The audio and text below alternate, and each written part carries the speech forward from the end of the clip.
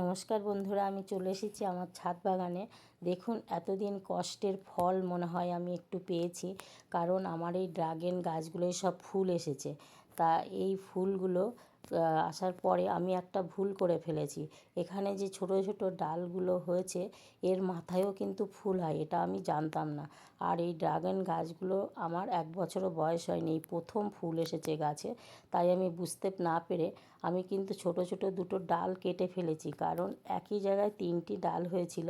তা ভাবলাম একই জায়গায় হয়ে থাকলে ওদের অসুবিধা হবে, তা দুটো ডাল কেটে দেই।